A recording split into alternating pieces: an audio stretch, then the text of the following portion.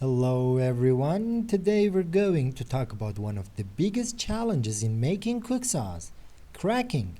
Many people spend hours carving their cup and after a while, boom, it cracks. Why does this happen?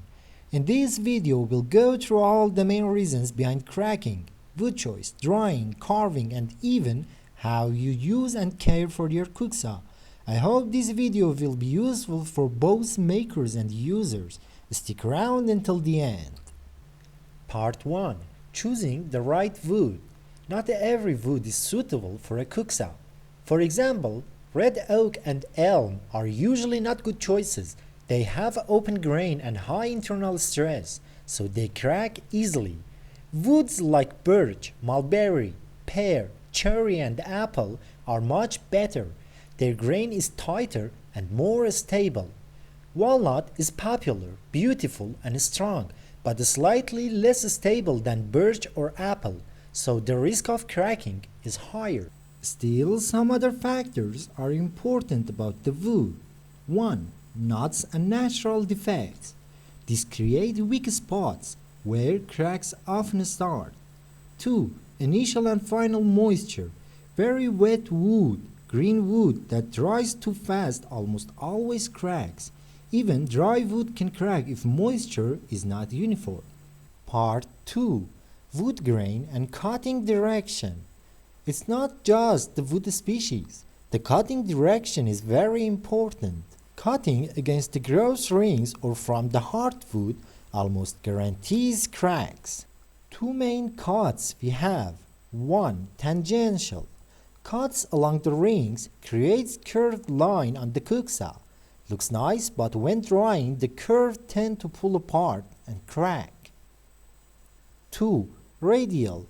Cuts from the outward, like wedges of an onion. Lines appear straighter, drying is more uniform, and cracks are less likely.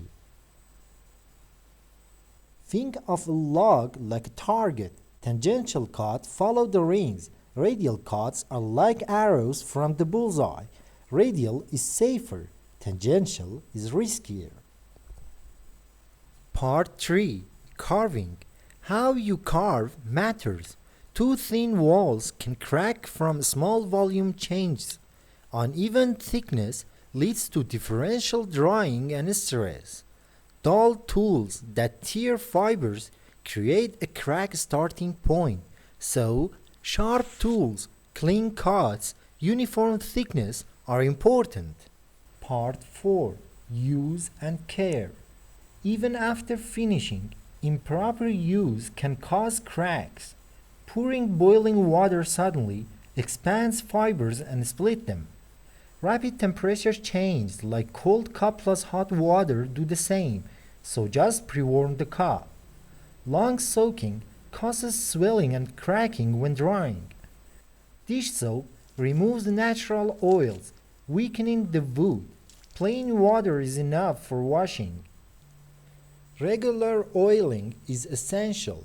Use food-safe oils like mineral oil or boiled linseed oil.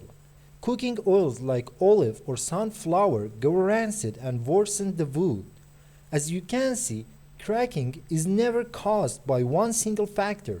It's a combination of wood choice, cutting direction, initial and final moisture, internal stress, drying, carving, and care. Even traditional finish makers say there is no guarantee a kuksa won't crack. You can only reduce the risk.